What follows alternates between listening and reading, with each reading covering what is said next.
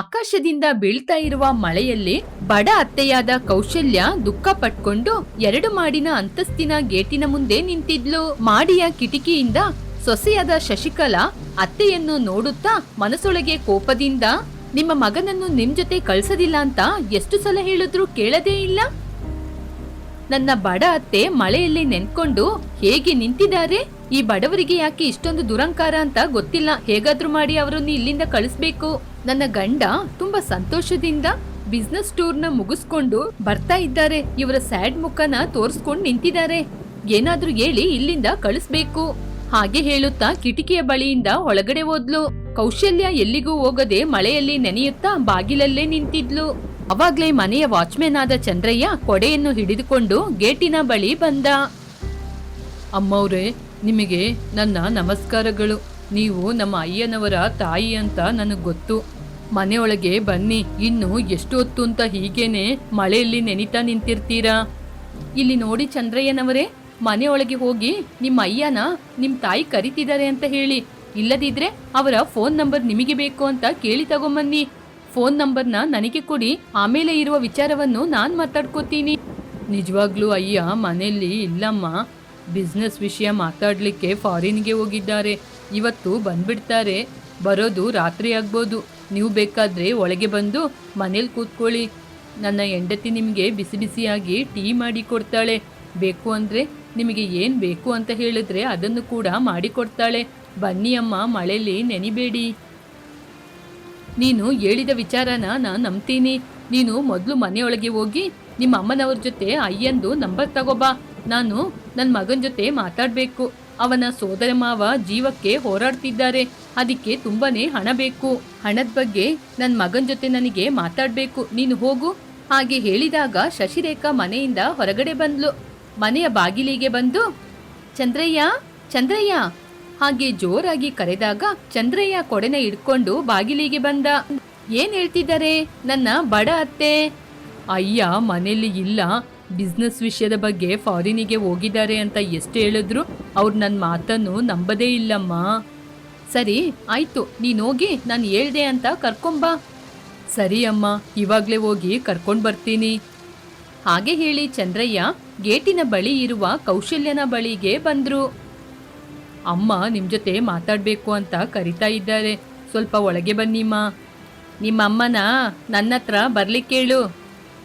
ಹಾಗೆ ಎಲ್ಲ ಹೇಳ್ಬೇಡಿ ಅಮ್ಮ. ನಿಮ್ಮ ಅಣ್ಣನಿಗೆ ತುಂಬ ಹುಷಾರಿಲ್ಲ ಅಂತ ಬೇರೆ ಹೇಳ್ತಾ ಇದ್ದೀರಾ. ಅವರಿಗೆ ಹಣ ಬೇಕು ಅಂತನೂ ಹೇಳ್ತಾ ಇದ್ದೀರಾ. ಹೀಗೆ ಒಬ್ರಿಗೊಬ್ರು ಕೋಪ ಮಾಡ್ಕೊಂಡಿದ್ರೆ ಹೇಗಮ್ಮ ಸರಿಯಾಗುತ್ತೆ? ಒಳಗೆ ಬನ್ನಿ. ಹೇಗಾದ್ರೂ ಸಮಾಧಾನ ಮಾಡಿ ಹಣ ಕೇಳ್ಕೊಳ್ಳಿ. ಹಾಗೆ ಹೇಳಿದಾಗ ಕೌಶಲ್ಯ ಸ್ವಲ್ಪ ಹೊತ್ತು ಆಲೋಚನೆ ಮಾಡಿ, ತನ್ನ ಅಣ್ಣನ ಜೀವ ಮುಖ್ಯ ಅಂತ ಆಲೋಚನೆ ಮಾಡಿ ಸೊಸೆಯ ಮಾತಿಗೋಸ್ಕರ ಒಳಗೆ ಹೋದ್ಲು. ಮನೆಯ ಬಾಗಿಲಲ್ಲಿ ರಿಚ್ ಸೊಸೆಯಾದ ಶಶಿಕಲಾ ನಿಂತಿದ್ಲು. ಅದೇ ಮನೆಯ ಬಾಗಿಲಲ್ಲಿ ಬಡ ಅತ್ತೆ ಸುಶೀಲಾ ಕೂಡ ನಿಂತಿದ್ಲು. ಅಣ್ಣನಿಗೋಸ್ಕರ ಬಾಗಿಲಿಗೆ ಹೋದ್ರು. ಇಲ್ ನೋಡಮ್ಮ ಸೊಸೆ, ನನ್ ಮಗನ ಕರಿ. ಅವ್ರಿಲ್ಲ ಅತ್ತೆ, ಅವರು ಬಿಸ್ನೆಸ್ ವಿಷಯವಾಗಿ ಫಾರಿನಿಗೆ ಹೋಗಿದ್ದಾರೆ. ಇಲ್ ನೋಡಮ್ಮ ಸೊಸೆ, ನಮ್ಮ ಅಣ್ಣನ್ಗೆ ತುಂಬಾನೇ ಹುಷಾರಿಲ್ಲ. ನಮ್ಮ ಅಣ್ಣನಿಂದನೇ ನಿನ್ನ ಗಂಡ ಇವತ್ತು ಇಷ್ಟು ಚೆನ್ನಾಗಿರೋದು. ನಮ್ಮ ಅಣ್ಣನಿಗೆ ಆಪರೇಷನ್ ಮಾಡ್ಬೇಕು. ಅದಕ್ಕೆ ಸ್ವಲ್ಪ ಹಣ ಬೇಕು. ನಿನ್ ಗಂಡ ಬಂದ್ರೆ ಕೇಳಿ ತಗೊಂಬಂದ್ ಕೊಡಕ್ಕೇಳು. ನಿಮಗೆ ಸ್ವಲ್ಪ ಕೂಡ ಬುದ್ಧಿ ಇಲ್ವತ್ತೆ? ನಿಮಗೆ ಹಣ ಬೇಕು ಅಂತ ಅಣ್ಣನ್ಗೆ ಹುಷಾರಿಲ್ಲ, ಚಿಕ್ಕಪ್ಪನ್ಗೆ ಹುಷಾರಿಲ್ಲ, ಮಾವನ್ಗೆ ಹುಷಾರಿಲ್ಲ ಅಂತ ಪದೇ ಪದೇ ಬಂದು ಹೀಗೆ ಹಣವನ್ನು ಕೇಳ್ಕೊಂಡು ಹೋಗ್ತೀರಾ? ನಿಮ್ಗೆ ಸ್ವಲ್ಪ ಕೂಡ ಬುದ್ಧಿ ಇಲ್ವಾ? ಆ ರೀತಿ ಸುಳ್ಳುಗಳು ಹೇಳ್ಬೇಕಾ? ಇಲ್ ನೋಡಮ್ಮ ಸೊಸೆ, ಬಾಯಿ ಇದೆ ಅಂತ ಬಾಯಿಗೆ ಬಂದಂಗೆ ಮಾತಾಡ್ಬೇಡ. ನಿನಗೆ ಹಣ ಬೇಕು, ಆದ್ರೆ ನಮಗೆ ಸಂಬಂಧಗಳೇ ಬೇಕು, ಹಣ ಅಲ್ಲ. ನಿಮಗೆ ಹಣ ಬೇಡ ಅಂತ ಹೇಳಿದ್ರೆ ಯಾಕತ್ತೆ ನನ್ ಮನೆ ಬಾಗ್ಲಿಗೆ ಬಂದ್ರಿ? ಮನೆ ನಿನ್ನದಾಗಿರ್ಬೋದು ಸೊಸೆ, ಆದ್ರೆ ಮನೆಯಲ್ಲಿ ನನ್ ಮಗ ಇದ್ದಾನೆ. ಅವನಿಗೋಸ್ಕರನೇ ನಾನಿವತ್ತು ಇಲ್ಲಿಗೆ ಬಂದಿದ್ದು. ಇವಾಗ ಅವ್ರ ಮನೆಯಲ್ಲಿ ಇಲ್ಲ. ಅವ್ರು ಬಂದ್ಮೇಲೆ ನಿಮಗೆ ಕಾಲ್ ಮಾಡ್ಲಿಕ್ಕೆ ಹೇಳ್ತೀನಿ. ಹಾಗೆ ಹೇಳಿ ಶಶಿರೇಖಾ ದುರಂಕಾರದಿಂದ ಅಲ್ಲಿಂದ ಹೊರಟೋದ್ಲು. ಕೌಶಲ್ಯ ಕಣ್ಣೀರು ಹಾಕಿಕೊಂಡು ಮನೆಯಿಂದ ಹೊರಗಡೆ ಬಂದು ಗೇಟ್ ಬಳಿ ನಿಂತಿದ್ಲು. ಅದೇ ಸಮಯಕ್ಕೆ ಹಾಸ್ಪಿಟ್ಲಲ್ಲಿ ಶ್ರೀಮಂತನಾಗಿರುವ ಅಣ್ಣನಾದ ಮಣೀಂದ್ರ ಹಾಸ್ಪಿಟ್ಲಲ್ಲಿ ಮಲಗಿದ್ದ. ಡ್ರಿಪ್ಸ್ ಅವನಿಗೆ ಹೋಗ್ತಾ ಇತ್ತು. ಡಾಕ್ಟರ್ ವೆಂಕಟ್ರಾವ್ ಬಳಿ ಬಂದು, ಇಲ್ ನೋಡಿ, ಅವರಿಗೆ ತುಂಬಾನೇ ಸೀರಿಯಸ್ ಆಗಿದೆ. ಆದಷ್ಟು ಬೇಗ ಆಪರೇಷನ್ ಮಾಡ್ಬೇಕು. ನೀವು ಆದಷ್ಟು ಬೇಗ ಹಣಕ್ಕೆ ರೆಡಿ ಮಾಡಿದ್ರೆ ಒಳ್ಳೇದು. ಡಾಕ್ಟರ್, ನೀವು ಹೇಳಿದ ಸಮಯಕ್ಕೆ ಆಪರೇಷನ್ನಿಗೆ ಬೇಕಾದ ಸಿದ್ಧತೆಗಳನ್ನು ಮಾಡ್ಕೊಳ್ಳಿ. ನಾವು ಆದಷ್ಟು ಬೇಗ ಹಣವನ್ನು ಸಿದ್ಧಪಡಿಸುತ್ತೇವೆ. ಹೇಗೆ ನೀವು ಹಣವನ್ನು ರೆಡಿ ಮಾಡ್ತೀರಾ? ಇವಾಗಾಗ್ಲೇ 1,00,000 ಆಗಿದೆ. ಆ ಬಿಲ್ಲನ್ನು ಕೂಡ ನೀವು ಕಟ್ಲೇ ಇಲ್ಲ. ಡಾಕ್ಟರ್, ಊರಲ್ಲಿರುವ ಹೊಲ ಮನೆನ ಮಾರಿದೀನಿ, ಹಣನ ತಗೊಂಬರ್ತಿದ್ದಾರೆ. ಸರಿ ಆಯ್ತು, ಹೇಗಾದ್ರೂ ಮಾಡಿ ಹಣ ಕಟ್ಟಿ. ಹಣ ಕಟ್ಟಿದ ರಿಸಿಪ್ಟ್ ಅನ್ನು ತೋರಿಸಿ ಆಪರೇಷನ್ ಮಾಡ್ತೀವಿ. ಹಾಗೆ ಹೇಳಿ ಅಲ್ಲಿಂದ ಹೊರಟೋದ್ರು. ವೆಂಕಟ್ರಾವ್ ಚಿಂತೆ ಮಾಡ್ತಿರುವಾಗ ಕೌಶಲ್ಯ ಬಂದ್ಲು. ಏನಾಯ್ತು ಕೌಶಲ್ಯ? ಮಗನ್ನ ನೋಡ್ದ? ಅವನು ಹಣ ಕೊಟ್ನಾ? ಇಲ್ಲ ರೀ, ಮಗ ಇಲ್ಲ. ಬಿಸ್ನೆಸ್ ವಿಷಯವಾಗಿ ಫಾರಿನಿಗೆ ಹೋಗಿದನಂತೆ. ರಾತ್ರಿ ಮನೆಗ್ ಬರ್ತಾನಂತೆ. ಸೊಸೆ ಜೊತೆ ಹೇಳ್ಬಿಟ್ಟು ಬಂದಿದ್ದೀನಿ ರೀ. ಅದುವರೆಗೂ ಡಾಕ್ಟರ್ ಕಾಯೋದಿಲ್ಲ ಕೌಶಲ್ಯ. ಹಣನ ಆದಷ್ಟು ಬೇಗ ಕಟ್ಟಿ ಆವಾಗ್ಲೇ ಆಪರೇಷನ್ ಮಾಡೋದು ಅಂತ ಇವಾಗಷ್ಟೇ ಹೇಳಿ ಡಾಕ್ಟರ್ ಹೊರಟೋದ್ರು. ಇವಾಗ ಏನ್ರಿ ಮಾಡೋದು? ನಾನು ಊರಿಗೆ ಹೋಗ್ತೀನಿ ಕೌಸಲ್ಯ. ಅಲ್ಲಿ ನಮ್ಮ ಹೊಲ ಮತ್ತು ಮನೆಯನ್ನು ಮಾರಿ ಆದಷ್ಟು ಹಣವನ್ನು ತೆಗೆದುಕೊಂಡು ಬರ್ತೀನಿ. ಆಪರೇಷನ್ ಮಾಡಿ ಅಂತ ಹೇಳ್ತೀನಿ. ಹೇಗೋ ಮಗ ರಾತ್ರಿ ಒಳಗೆ ಬರ್ತಾನಲ್ವಾ, ಅವನ್ ಬಂದು ಹಣ ಕೊಡ್ಬೋದು. ಇಲ್ಲದಿದ್ರೆ ಬೆಳಿಗ್ಗೆ ಆದ್ರೂ ಹೋಗಿ ಮಗನ್ ಜೊತೆ ವಿಷಯನ ಹೇಳಿ ಬರೋಣ. ಸರಿ ರೀ, ನಾನು ಅಣ್ಣನ ಹತ್ರ ಇರ್ತೀನಿ. ನೀವು ಭದ್ರವಾಗಿ ಊರಿಗೋಗಿ ಬನ್ನಿ. ಹಾಗೆ ಹೇಳಿದ ತಕ್ಷಣ ವೆಂಕಟ್ರಾವ್ ಅಲ್ಲಿಂದ ಹೊರಟು ಊರಿಗೆ ಹೋದ. ಆ ದಿನ ರಾತ್ರಿ ವಾಸು ಬೆಡ್ ಮೇಲೆ ಕೂತ್ಕೊಂಡು ಫೈಲ್ ನೋಡ್ತಾ ಇರುವಾಗ ಶಶಿಕಲಾ ಅಳುತ್ತಾ, ರೀ, ನಮ್ ತಂದೆ ಬೆಳಿಗ್ಗೆ ಆಫೀಸಿಗೆ ಹೋಗಿ ರಾತ್ರಿ ಮನೆಗೆ ಬರ್ಲೇ ಇಲ್ವಂತೆ. ಇಷ್ಟೊತ್ತಾದ್ರೂ ಬರ್ಲಿಲ್ಲ ಅಂತೆ. ನಮಗೆ ಹೇಳ್ದೆ ಅಪ್ಪ ಎಲ್ಲಿಗೆ ಹೋಗ್ತಾರೆ, ಏನ್ ಮಾಡಿರ್ತಾರೆ? ನನಗೆ ತುಂಬಾನೇ ಭಯ ಆಗ್ತಿದೆ ಕಣ್ರಿ. ಭಯ ಪಡ್ಬೇಡ ಶಶಿರೇಖಾ, ನಾನಿದ್ದೀನಲ್ವಾ, ನಾನು ಅವ್ರನ್ನ ಹುಡುಕ್ತೀನಿ. ನನ್ ತಂದೆ ನನಗೆ ಹೇಳ್ದೆ ಎಲ್ಲಿಗೋ ಹೋಗಲ್ಲ, ಏನು ಮಾಡಲ್ಲ. ಆದ್ರೆ ಇವತ್ತು ಎಲ್ಲಿಗೋದ್ರು ಅವರು? ಹೀಗೆ ವಾಸು ಕೂಡ ಅವನಿಗೆ ಗೊತ್ತಿರುವವರ ಬಳಿ ಫೋನಲ್ಲಿ ಮಾತಾಡ್ತಾ ಇದ್ದ. ಯಾರೂ ಕೂಡ ಪಾಸಿಟಿವ್ ರಿಸಲ್ಟ್ ನ ಹೇಳಲೇ ಇಲ್ಲ. ಚಿಂತೆಯಿಂದ, ವಾಸು, ತಂದೆ ಬಗ್ಗೆ ಏನಾದ್ರೂ ಗೊತ್ತಾಯ್ತಾ? ಇನ್ನೂ ಇಲ್ಲ ಶಶಿ, ಪ್ರಯತ್ನ ಪಡ್ತಾ ಇದ್ದೀನಿ. ಆದಷ್ಟು ಬೇಗ ತಿಳ್ಕೊತೀನಿ. ಹೀಗೆ ಮಾತಾಡ್ತಾ ಇರುವಾಗ ವಾಸುವಿನ ಫೋನ್ ರಿಂಗ್ ಆಯ್ತು. ಗೊತ್ತಿಲ್ಲದೆ ಇರುವ ನಂಬರ್. ಹಲೋ, ಹೌದಾ? ಯಾವಾಗ? ಯಾವ ಹಾಸ್ಪಿಟಲ್? ಡಾಕ್ಟರ್, ಅವ್ರು ನಮ್ಮ ಮಾವ. ಏನ್ ತೊಂದ್ರೆ ಆಗದಂಗೆ ನೋಡ್ಕೊಳ್ಳಿ. ಎಷ್ಟು ಹಣ ಖರ್ಚಾದ್ರೂ ಪರವಾಗಿಲ್ಲ. ಹಾಗೆ ಹೇಳಿ ವಾಸು ಫೋನ್ನ ಕಟ್ ಮಾಡಿ, ಸಸಿ, ಮಾವನಿಗೆ ಆಕ್ಸಿಡೆಂಟ್ ಆಗಿದೆ ಅಂತೆ, ಹಾಸ್ಪಿಟ್ಲಲ್ಲಿ ಇದ್ದಾರಂತೆ. ಸರಿ ಬಾ, ನಾವು ಹಾಸ್ಪಿಟ್ಲಿಗೆ ಹೋಗೋಣ. ಹೀಗೆ ವಾಸು ಮತ್ತು ಶಶಿರೇಖಾ ಮನೆಯಿಂದ ಹೊರಟು ಕಾರ್ನಲ್ಲಿ ಹಾಸ್ಪಿಟಲಿಗೆ ಬಂದ್ರು. ಅಲ್ಲಿ ಅತ್ತೆಯಾದ ಕೌಶಲ್ಯ ಇದ್ಲು. ಕೌಶಲ್ಯನಿಗೆ ಮಗನನ್ನು ನೋಡಿ ಸಂತೋಷವಾಯಿತು. ನಿನ್ನ ಸೋದರ ಮಾವನ ಆಪರೇಷನ್ಗೋಸ್ಕರ ಹಣ ಬೇಕಾಗಿತ್ತಪ್ಪ. ಅದಕ್ಕೇನೆ ನಾನ್ ನಿನ್ ಮನೆ ಹತ್ರ ಬಂದಿದ್ದೆ. ನೀನು ಫಾರಿನಿಗೆ ಹೋಗಿದ್ದೀಯ ಅಂತ ಹೇಳಿದ್ಲು. ಸೊಸೆ ಜೊತೆ ಹಣ ಕೇಳಿದ್ರೆ ಹಣ ಇಲ್ಲ ಅಂತ ನನ್ನ ಹಾಗೇನೆ ಬರೀ ಕೈಯಲ್ಲಿ ಕಳಿಸ್ಬಿಟ್ಲು. ನನ್ನ ತಂದೆ ಇವರಿಗೆ ಹೇಗೆ ಸೋದರ ಮಾವ ಆಗ್ತಾರೆ? ಹಾಗೆ ಕೇಳಿದಾಗ ಕೌಶಲ್ಯ ನಡೆದ ವಿಚಾರವನ್ನು ಹೇಳಿದ್ಲು. ನಾನು ನಮ್ಮ ಅಣ್ಣ ದೂರ ಆಗ್ಬಿಟ್ಟು, ಅವ್ರು ಯಾವಾಗ್ಲೂ ತಂಗಿ ಅಂತ ಬಂದಿಲ್ಲ, ನಾನು ಅಣ್ಣ ಅಂತ ಬಂದಿಲ್ಲ. ಅದಕ್ಕೆ ನಾನು ನಿನ್ನ ಸೋದರ ಅತ್ತೆ ಅಂತ ನಿನಗೆ ಗೊತ್ತಾಗ್ಲಿಲ್ಲ. ಈ ವಿಷಯ ನನ್ ಮಗನಿಗೂ ಗೊತ್ತಿಲ್ಲ. ಒಡ ಹುಟ್ಟಿದ ರಕ್ತ ಸಂಬಂಧ ಗೊತ್ತಾಗಿ ನನ್ನ ಹುಡ್ಕೊಂಡ್ ಬಂದಿದ್ದಾರೆ ಅಂತ ಆಲೋಚನೆ ಮಾಡ್ದೆ. ದೇವ್ರು ಹೀಗೆ ಮಾಡ್ಬಿಟ್ಟ. ನಾನು ನಮ್ಮ ಅಣ್ಣನನ್ನು ಕಂಡಿಡ್ದೆ. ನನಗೆ ಅವರು ನಮ್ಮ ಅಣ್ಣ ಅಂತ ಗೊತ್ತಾಗಿ ಹಾಸ್ಪಿಟ್ಲಿಗೆ ಕರ್ಕೊಂಡ್ಬಂದೆ. ಹೀಗೆ ಎಲ್ಲ ವಿಷಯವನ್ನು ಹೇಳಿದ್ಲು. ಶಶಿರೇಖಾ ಕಣ್ಣೀರಾಕುತ್ತಾ, ನನ್ನನ್ನು ಕ್ಷಮಿಸಿ ಅತ್ತೆ. ಚಿಂತೆ ಮಾಡ್ಬೇಡಮ್ಮ ಸೊಸೆ. ಆದ್ರೆ ನಾನೊಂದು ವಿಷಯ ಹೇಳ್ತೀನಿ, ನೀನು ಸರಿಯಾಗಿ ಕೇಳ್ಕೊ. ನಮ್ಮ ಶತ್ರು ಆದ್ರೂ ಸರಿ, ಕಷ್ಟ ಅಂತ ಮನೆ ಬಾಗಿಲಿಗೆ ಬಂದಾಗ ಈ ರೀತಿಯೆಲ್ಲ ಮಾಡ್ಬೇಡಮ್ಮ. ಇನ್ನು ಖಂಡಿತವಾಗಿ ಹಾಗೆ ಮಾಡೋದಿಲ್ಲತ್ತೆ. ಹಾಗೆ ಮಾತಾಡ್ತಾ ಇರುವಾಗ ಡಾಕ್ಟರ್ ಅವರ ಬಳಿ ಬಂದ್ರು. ವಾಸು ಅವರೇ, ಅವರಿಗೆ ಯಾವ ಪ್ರಾಬ್ಲಮ್ ಕೂಡ ಇಲ್ಲ, ಅವರು ಚೆನ್ನಾಗಿದ್ದಾರೆ, ಹೋಗಿ ನೋಡಿ. ಹಾಗೆ ಹೇಳಿ ಅಲ್ಲಿಂದ ಹೊರಟೋದ್ರು. ನೀವು ಹೋಗಿ ಅತ್ತೆ. ನಾನಾ? ಬೇಡ ಸೊಸೆ, ನೀನೇ ಹೋಗಮ್ಮ. ಇಲ್ಲ ಅತ್ತೆ, ನೀವೇ ಹೋಗ್ಬೇಕು. ನಿಮ್ನ ನೋಡ್ಬೇಕು ಅಂತ ನಿಮ್ಮ ಅಣ್ಣ ಅಷ್ಟು ದೂರದಿಂದ ಬಂದಿದ್ದಾರೆ. ನೀವೇ ಮೊದ್ಲು ಹೋಗಿ ನೋಡಿ. ಹಾಗೆ ಹೇಳಿದಾಗ ಕೌಶಲ್ಯ ಒಳಗೆ ಹೋದ್ಲು. ಬೆಡ್ಡಲ್ಲಿ ಮಲಗಿಕೊಂಡು ಅವಳ ಅಣ್ಣ ಕಣ್ಣೀರು ಹಾಕಿಕೊಂಡು ಕೌಶಲ್ಯನನ್ನು ನೋಡುತ್ತಾ, ಕೌಶಲ್ಯ ಕೂಡ ಅಣ್ಣನನ್ನು ನೋಡಿ ಅಳ್ತಾ ಇದ್ಲು. ಅಣ್ಣ. ಅಮ್ಮ, ತಂಗಿ, ನನ್ನನ್ನು ಕ್ಷಮಿಸಮ್ಮ. ನನ್ನ ಕೂಡ ನೀವು ಕ್ಷಮಿಸಿ ಅಣ್ಣ. ಹೀಗೆ ಅಣ್ಣ ತಂಗಿ ಇಬ್ರು ಮಾತಾಡ್ಕೊಂಡ್ರು. ಗಂಡ ಹೆಂಡತಿಯಾದ ವಾಸು ಮತ್ತು ಶಶಿರೇಖಾ ಅತ್ತೆ ಮಾವನ ಮಕ್ಕಳು ಅಂತ ಸಂತೋಷ ಪಟ್ಕೊಂಡು ಮಾತಾಡ್ತಿದ್ರು. ಒಂದು ಗ್ರಾಮದಲ್ಲಿ ರಾಜಯ್ಯ ಸುವರ್ಣ ಎನ್ನುವ ಬಡ ದಂಪತಿಗಳು ಇದ್ರು. ಅವರು ಒಂದು ಮಣ್ಣಿನ ಮನೆಯಲ್ಲಿ ಇದ್ದುಕೊಂಡು ಅವರ ಮಗಳಾದ ಅನುಪಮನ ಸಿಟಿಯಲ್ಲಿರುವ ಕಾಲೇಜಲ್ಲಿ ಓದಿಸ್ತಾ ಇದ್ರು. ಅನುಪಮ ಕಾಲೇಜಿಗೆ ಹೋಗ್ಲಿಕ್ಕೆ ಬ್ಯಾಗ್ ಹಾಕೊಂಡು ಹೊರಗಡೆ ಇರುವ ಸೈಕಲ್ ಬಳಿ ಬಂದ್ಲು. ಆಗ ಅವಳ ತಂದೆ ಹೊರಗಿಂದ ಬರ್ತಾ ಇದ್ರು. ಏನ್ ಮಗಳೇ, ಕಾಲೇಜಿಗೆ ಹೊರಟಾಯ್ತಾ? ಅಮ್ಮನ ಕರ್ದೆ, ಆದ್ರೆ ಅಮ್ಮ ಒಳಗೆ ಇಲ್ಲ ಅನ್ಸುತ್ತೆ, ಹೊರಗಡೆ ಕೆಲ್ಸ ಮಾಡ್ತಿರ್ಬೋದು. ಹೇಳ್ಬಿಡಿ ಅಮ್ಮನಿಗೆ. ತಂಗ್ಲನ್ನ ಈರುಳ್ಳಿ ತಿಂದ್ಯಾ ಮಗಳೇ? ಇಲ್ಲಪ್ಪ, ಇವತ್ ನನಗೆ ತಂಗ್ಲನ್ನ ಈರುಳ್ಳಿ ತಿನ್ಲಿಕ್ಕೆ ಇಷ್ಟನೇ ಇಲ್ಲಪ್ಪ. ಹಾಗೆ ಹೇಳಿದಾಗ ರಾಜಯ್ಯ ಗೊಂದಲದಿಂದ, ಯಾಕಮ್ಮ, ಏನಾಯ್ತು? ಮೈಗೇನಾದ್ರೂ ಹುಷಾರಿಲ್ವಾ? ಅದಕ್ಕೆ ಊಟ ಮಾಡದೆ ಹೋಗ್ತಿದೀಯಾ? ಇಲ್ಲಪ್ಪ, ನನಗೆ ಜ್ವರ ಏನೂ ಇಲ್ಲ, ಆದ್ರೆ ಯಾವಾಗ್ಲೂ ಈ ತಂಗ್ಲನ್ನ ಈರುಳ್ಳಿ ಹಸಿಮೆಣಸಿನ್ಕಾಯಿ ತಿನ್ನೋದು ಅಂದ್ರೆ ಬೇಜಾರಾಗ್ತಿದೆಯಪ್ಪ. ಅದಕ್ಕೆ ಇವತ್ತು ಹೀಗೇನೆ ಹೋಗ್ತಿದ್ದೀನಿ. ತಿನ್ನದೆ ಹೋದ್ರೆ ಅಷ್ಟರಲ್ಲಿ ಹಸಿವಾಗುತ್ತೆ ಕಣಮ್ಮ. ನನ್ ಮಾತ್ ಕೇಳಿ ಸ್ವಲ್ಪ ಆದ್ರೂ ತಿಂದು ಹೋಗಮ್ಮ. ಇಲ್ಲಪ್ಪ, ನನಗೆ ಬೇಡ. ಹೇಗಾದ್ರೂ ಅಮ್ಮನ್ ಕಣ್ಣಿನಿಂದ ತಪ್ಪಿಸ್ಕೊಂಡು ಇವತ್ತು ಆ ತಂಗ್ಲನ್ನ ಈರುಳ್ಳಿನ ತಿನ್ನದೆ ತಪ್ಪಿಸ್ಕೊಂಡು ಓಡೋಗ್ಬಿಡ್ತೀನಪ್ಪ. ಅವರ ಕಣ್ಣಿಗೆ ಬಿದ್ರೆ ತಿನ್ನೋ ತನಕ ಬಿಡೋದಿಲ್ಲಪ್ಪ. ಇಲ್ಲಿ ನೋಡಮ್ಮ, ನಮ್ ಜೊತೆ ಇರ್ಲಿಕ್ಕೆ ಇದೊಂದು ಮನೆನ ಬಿಟ್ರೆ ಬೇರೆ ಆಸ್ತಿ ಯಾವುದೂ ಇಲ್ಲ, ಹಣ ಯಾವುದು ಕೂಡ ಕೂಡಿಟ್ಟಿಲ್ಲ. ನಾನು ನಿಮ್ ತಾಯಿ ಏನೋ ಕೂಲಿ ಕೆಲಸ ಮಾಡಿ ನಿನ್ನನ್ನು ನಮ್ಮ ಕಣ್ಣಲ್ಲಿ ಕಣ್ಣಿಟ್ಟು ನೋಡ್ಕೊಳ್ತಾ ಇದ್ದೀವಿ ಮಗಳೇ. ಅಪ್ಪ, ನನ್ನನ್ನು ಕೂಡ ನೀವು ಅರ್ಥ ಮಾಡ್ಕೊಳ್ಳಿ ಅಪ್ಪ. ನನಗೆ ಯಾವಾಗ್ಲೂ ಈ ತಂಗ್ಲನ್ನ ಈರುಳ್ಳಿ ತಿಂದು ತಿಂದು ಬೇಜಾರಾಗಿದೆಯಪ್ಪ. ಅದಕ್ಕೆ ಅಂತ ನಾನು ನಿಮ್ ಜೊತೆ ಹಣ ಕೇಳೋದಿಲ್ಲ. ಹಾಗೆ ಅಂತ ಯಾರೋ ದುಡ್ಡು ಕೊಟ್ರು ಅಂತ ಹೊರಗೆ ಹೋಗಿ ಕೂಡ ನಾನು ಊಟ ಮಾಡೋದಿಲ್ಲಪ್ಪ. ಸರಿ ಮಗಳೇ, ನಿನಗೆ ತಂಗ್ಲನ್ನ ತಿನ್ಲಿಕ್ಕೆ ಇಷ್ಟ ಇಲ್ಲ ಅಂತ ನನಗೆ ಚೆನ್ನಾಗಿ ಗೊತ್ತಾಗಿದೆ. ಸರಿ, ನೀನು ಭದ್ರವಾಗಿ ಕಾಲೇಜಿಗೆ ಹೋಗು, ನಾನ್ ನಿಮ್ ತಾಯಿ ಜೊತೆ ಮಾತಾಡ್ಕೋತೀನಿ. ಸರಿ ಅಪ್ಪ. ಹಾಗೆ ಹೇಳಿ ಅನುಪಮ ಅಲ್ಲಿಂದ ಸೈಕಲಲ್ಲಿ ಹೊರಟ್ಲು.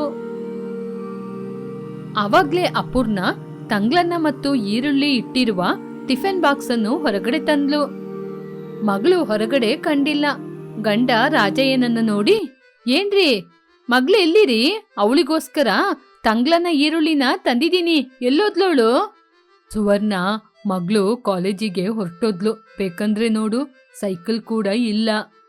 ಸುವರ್ಣ, ರಾತ್ರಿ ಅಡುಗೆ ಮಾಡುವಾಗ ಕಡಿಮೆ ಅನ್ನ ಮಾಡು. ಮಗಳಿಗೆ ತಂಗ್ಲನ್ನ ತಿನ್ಲಿಕ್ಕೆ ಇಷ್ಟ ಇಲ್ಲ. ನಾಳೆ ಬೆಳಗಿನಿಂದ ಸ್ವಲ್ಪ ಬೇಗ ಎದ್ದು ಅವಳಿಗೆ ಬಿಸಿ ಬಿಸಿ ಅನ್ನ ಮತ್ತು ತರಕಾರಿ ಸಾರನ್ನ ಮಾಡಿ ಕೊಟ್ಕೊಳ್ಸು. ಸರಿ ರೀ, ಆದ್ರೆ ಇವಾಗ ಈ ಅನ್ನನ ಯಾರು ತಿನ್ನೋದು ಅಂತ ಹೇಳಿ ನೋಡೋಣ. ನೀನೇ ತಿನ್ನೆ. ರೀ, ನನಗೆ ಸ್ವಲ್ಪ ಒಳಗೆ ಇದೆ ಕಣ್ರಿ. ಹಾಗೆ ಇಟ್ಟಿರು ಸುವರ್ಣ, ನಾನು ಮಧ್ಯಾಹ್ನ ಬಂದಾಗ ತಿಂತೀನಿ. ರೀ, ಮಗಳು ತಿನ್ನದೆ ಹೋಗಿದ್ದು ನನಗೆ ಮನಸ್ಸಿಗೆ ಬೇಜಾರಾಗ್ತಿದ್ದೀರಿ. ನಾನು ಹೋಗಿ ಬರ್ತೀನಿ, ನೀವು ನೋಡ್ಕೊಳ್ಳಿ. ಹೀಗೆ ಸುವರ್ಣ ಆ ತಂಗ್ಲನ್ನವನ್ನು ತೆಗೆದುಕೊಂಡು ಅನುಪಮ ಓದ್ತಾ ಇರುವ ಕಾಲೇಜಿಗೆ ಬಂದ್ಲು. ಕ್ಲಾಸ್ ನಡೀತಾ ಇರುವಾಗ, ಅಮ್ಮ, ನನ್ ಮಗಳನ್ನ ಕರಿತೀರಾ? ನನ್ ಮಗಳು ತಂಗ್ಲನ್ನ ತಿನ್ನದೆ ಬಂದ್ಬಿಟ್ಲು. ನಿಮ್ಮ ಮಗಳು ಯಾರಮ್ಮ? ಅನುಪಮ ಮೇಡಮ್. ಅನುಪಮ ತಂಗ್ಲನ್ನ ತಿನ್ನದೆ ಹಾಗೇನೆ ಬಂದ್ಬಿಟ್ಟಿದ್ದಾಳೆ. ಹೀಗೆ ಹೇಳಿದಾಗ ಅನುಪಮ ಎದ್ದು ನಿಂತ್ಲು. ತಂಗ್ಲನ್ನ ಅಂದ ಹಾಗೆ ಎಲ್ಲರೂ ಕೂಡ ಜೋರಾಗಿ ನಗಲು ಆರಂಭಿಸಿದ್ರು. ಅನುಪಮನಿಗೆ ತನ್ನ ತಾಯಿ ಮೇಲೆ ಕೋಪ ಬಂತು. ತಂಗ್ಲನ್ನ ಅಂತ ಹೇಳಿದ ತಕ್ಷಣ ಯಾಕೆ ನೀವೆಲ್ಲ ಹೀಗೆ ನಗ್ತಾ ಇದ್ದೀರಾ? ತಂಗ್ಲನ್ನ ಆರೋಗ್ಯಕ್ಕೆ ಒಳ್ಳೆಯದು. ಅದು ಮಾತ್ರ ಅಲ್ಲದೆ ಆ ತಾಯಿ ಅಷ್ಟು ಪ್ರೀತಿಯಿಂದ ಎಷ್ಟು ದೂರದಿಂದ ತಂದಿದ್ದಾರೆ. ಪ್ರತಿ ತಂದೆ ತಾಯಿ ಅವ್ರ ಜೊತೆ ಇರೋದ್ರಲ್ಲಿ ತಮ್ಮ ಮಕ್ಕಳನ್ನ ಸಂತೋಷವಾಗಿ ಬೆಳೆಸ್ಬೇಕು ಅನ್ಕೊಂಡಿರ್ತಾರೆ. ಅನುಪಮ, ನೀನು ತುಂಬಾ ಅದೃಷ್ಟವಂತೆ.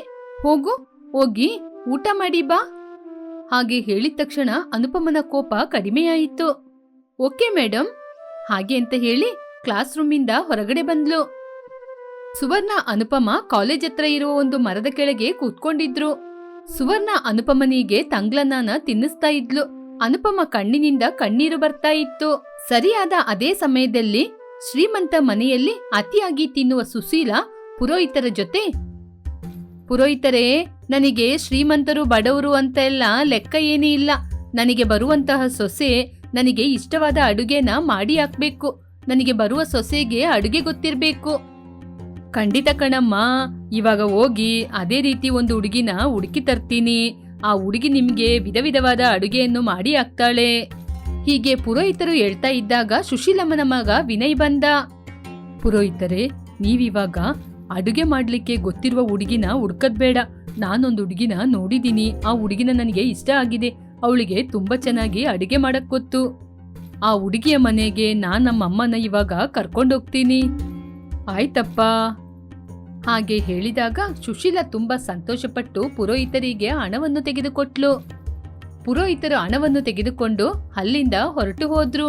ಸುಶೀಲಾ ತುಂಬಾ ಸಂತೋಷದಿಂದ, ನೀನ್ ಹೇಳಿದ್ದು ನಿಜಾನ ಕಣಪ್ಪ? ನಿನಗೆ ಇಷ್ಟವಾದ ಹುಡುಗಿಗೆ ಅಡುಗೆ ಚೆನ್ನಾಗಿ ಮಾಡ್ಲಿಕ್ಕೆ ಗೊತ್ತಾ?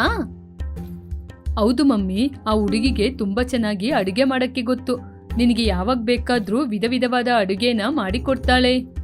ನನಗೆ ಬೇಕಾಗಿದ್ದು ಕೂಡ ಅದೇ ರೀತಿ ಹುಡುಗಿ ಕಣಪ್ಪ. ಸರಿ ಬಾ, ಆ ಹುಡುಗಿ ಮನೆಗೆ ಹೋಗೋಣ.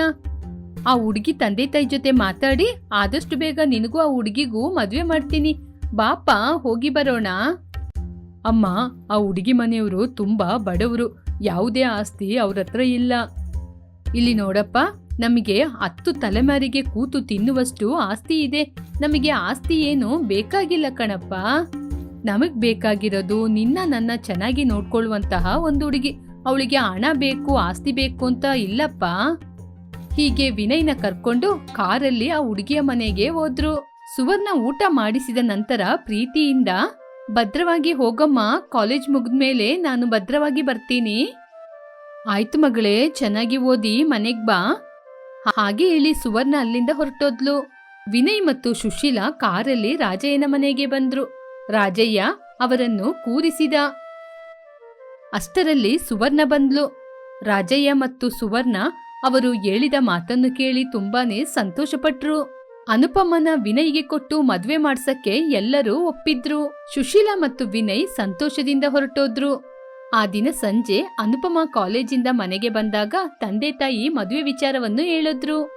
ನಾನು ಆ ಹುಡುಗನ ನೋಡಿಲ್ಲಪ್ಪ. ಆ ಹುಡುಗ ದೊಡ್ಡ ಶ್ರೀಮಂತ ಹುಡುಗ ಕಣಮ್ಮ. ಎಲ್ಲೋ ನಿನ್ನ ನೋಡಿದ್ನಂತೆ. ಅವನಿಗೆ ನೀನು ತುಂಬಾ ಇಷ್ಟ ಆಗಿದ್ಯಂತೆ. ಅದಕ್ಕೆ ನಮ್ಮ ಮನೆಗೆ ಹುಡುಗಿ ಕೇಳಕ್ ಬಂದ್ರು. 2 ದಿನದಲ್ಲಿ ಮದುವೆ ಅಂತೆ. 3ನೇ ದಿನ ನೀನು ಅವ್ರ ಮನೇಲಿ ಇರ್ತೀಯ. ಹಾಗೆ ಹೇಳಿ ಕಣ್ಣೀರಾಕಿದ. ಹೀಗೆ 2 ದಿನದಲ್ಲಿ ವಿನಯ್ಗೂ ಅನುಪಮನಿಗೂ ಮದುವೆಯಾಯಿತು. ಅನುಪಮ ಅತ್ತೆ ಮನೆಗೆ ಕಾಲಿಟ್ಲು. ಅತಿಯಾಗಿ ತಿನ್ನುವ ಸುಶೀಲಾ ತಡ ಮಾಡದೆ ಸೊಸೆಗೆ ಅಡುಗೆ ಮಾಡಲು ಹೇಳಿದ್ಲು. ಸೊಸೆಯಮ್ಮ, ಕಿಚನ್ಗೆ ಹೋಗಿ ಬಿಸಿ ಬಿಸಿ ಇಡ್ಲಿ, ವಡೆ, ದೋಸೆ, ಪೂರಿ ಎಲ್ಲವನ್ನೂ ಮಾಡಿ ಇಟ್ಟಿರು. ನನಗೆ ತುಂಬಾನೇ ಹಸಿವಾಗ್ತಾ ಇದೆ. ಬೇಗ ಬರ್ತೀನಿ, ಹೋಗಮ್ಮ, ಬೇಗ ಹೋಗು. ಆ ಮಾತು ಕೇಳಿ ಅನುಪಮ ಆಶ್ಚರ್ಯಪಟ್ಲು. ಅಯ್ಯೋ, ಇಡ್ಲಿನಾ, ದೋಸೆನಾ, ಪೂರಿ, ವಡೆನಾ? ಅತ್ತೆ, ನನಗೆ ಅಡುಗೆ ಮಾಡಕ್ಕೆ ಗೊತ್ತಿಲ್ಲ. ನಮ್ಮ ಮನೆಯಲ್ಲಿ ನಾನು ತಂಗ್ಳನ ಈರುಳ್ಳಿ ತಿಂತಾ ಇದ್ದೆ. ಬೇಕಾದ್ರೆ ಅದ್ ಮಾಡ್ಕೊಡ್ಲಾ? ಹಾಗೆ ಹೇಳಿದಾಗ ಸುಶೀಲನಿಗೆ ಕೋಪ ಬಂತು. ವಿನಯ್ ಗೊಂದಲದಿಂದ ತಾಯಿಯನ್ನು ನೋಡ್ತಾ ಇದ್ದ. ಅನು, ತಮಾಷೆ ಮಾಡ್ಬೇಡ. ನಿನಗೆ ಅಡುಗೆ ಮಾಡ್ಲಿಕ್ಕೆ ಗೊತ್ತಿಲ್ವಾ? ಇಲ್ಲ ಕಣ್ರಿ. ಹೌದು, ನನ್ಗೆ ಅಡುಗೆ ಮಾಡಕ್ಕೆ ಗೊತ್ತು ಅಂತ ಯಾರು ಹೇಳಿದ್ದು? ತುಂಬಾ ಸಂಸ್ಕೃತಿಯಿಂದ ಇರುವಂತಹ ಹುಡುಗಿಗೆ ಅಡುಗೆ ಗೊತ್ತಿಲ್ಲ ಅಂದ್ರೆ ಯಾರಾದ್ರೂ ನಂಬ್ತಾರಾ? ನಾನು ಕೂಡ ಅದನ್ನೇ ನಂಬಿದ್ದು ಮಮ್ಮಿ. ಹಾಗೆ ಹೇಳಿದಾಗ ಸುಶೀಲಾ ಕೋಪದಿಂದ, ತಪ್ಪು ನನ್ನ ಮಗನ ಮೇಲೆ ಇರೋದ್ರಿಂದ ನಾನು ಸುಮ್ನಿದ್ದೀನಿ. ಇಲ್ಲಿ ನೋಡು ಸೊಸೆಯಮ್ಮ, ನೀನು ಯೂಟ್ಯೂಬ್ ನೋಡಿ ಕಲಿತೀಯೋ ಅಥವಾ ಅಡುಗೆ ಮಾಡುವ ಪುಸ್ತಕನ ನೋಡಿ ಕಲಿತೀಯೋ ನನಗೆ ಗೊತ್ತಿಲ್ಲ. ಸ್ವಲ್ಪ ದಿನದಲ್ಲಿ ಅಡುಗೆನ ಕಲ್ತು ನನಗೆ ಅಡುಗೆ ಮಾಡಿ ಹಾಕ್ಬೇಕು. ಹಾಗೆ ಹೇಳಿ ಫೋನ್ನ ತಗೊಂಡು ಅಲ್ಲಿಂದ ಹೊರಟೋದ್ಲು.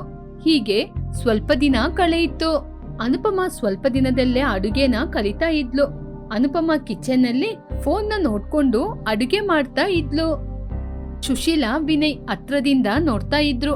ಅನುಪಮ ಅಡುಗೆ ಮಾಡ್ತಾ ಇರುವಾಗ ಅಡುಗೆ ಮಾಡ್ತಿರುವ ಸ್ಥಳದಿಂದ ಹೊಗೆ ಬಂತು. ಸುಶೀಲಾ ಮತ್ತು ವಿನಯ್ ಅನುಪಮನ ಬೈಕೊಂಡು ಹಾಲಿಗೆ ಬಂದ್ರು. ನಿಜ ಹೇಳಪ್ಪ, ನಿಮ್ಮಪ್ಪ ಸಂಪಾದನೆ ಮಾಡಿದ ಆಸ್ತಿಯನ್ನೆಲ್ಲ ಅಮ್ಮ ಕೂತ್ಕೊಂಡು ತಿಂತಿದ್ದಾಳೆ ಅಂತ ಈ ರೀತಿ ಅಡುಗೆ ಮಾಡಕ್ ಗೊತ್ತಿಲ್ಲದೆ ಹುಡುಗಿನ ಕರ್ಕೊಂಬಂದ? ಇಲ್ಲಮ್ಮ, ನಾನ್ ಯಾಕೆ ಹಾಗೆ ಆಲೋಚನೆ ಮಾಡ್ತೀನಿ ಹೇಳಿ? ಅನುಪಮನಿಗೆ ಅಡುಗೆ ಮಾಡ್ಲಿಕ್ಕೆ ಗೊತ್ತು ಅಂತ ಯೋಚನೆ ಮಾಡ್ದೆ, ಆದ್ರೆ ಅಡುಗೆ ಮಾಡಕ್ಕೆ ಗೊತ್ತಾ ಅಂತ ಅವಳ ಜೊತೆ ಕೇಳಲಿಲ್ಲ. ಹೀಗೆ ಮಾತಾಡ್ಕೊಂಡು ಇದ್ರು. ಸ್ವಲ್ಪ ಸಮಯದಲ್ಲಿ ಅನುಪಮ ಬುಕ್ಕನ್ನು ಓದಿಕೊಂಡು ಅಡಿಗೆ ಮಾಡ್ತಾ ಇದ್ಲು. ಅಷ್ಟೇ, ಸ್ವಲ್ಪ ಸಮಯದಲ್ಲಿ ಅಡುಗೆಯಲ್ಲಿ ಬೆಂಕಿ ಹಿಡಿಯಿತು. ಸುಶೀಲಾ ಮತ್ತು ವಿನಯ್ಗೆ ಭಯಪಡಿಸುತ್ತಾ ಅನುಪಮ ಸ್ವಲ್ಪ ದಿನದಲ್ಲೇ ಅಡುಗೆ ಮಾಡಲು ಕಲಿತ್ಲು. ಹೀಗೆ ಸುಶೀಲಾ ಸಂತೋಷದಿಂದ ತುಂಬಾ ವಿಧ ವಿಧವಾದ ಅಡುಗೆಯನ್ನು ಮಾಡಿಸಿಕೊಂಡು ತಿಂದ್ಲು.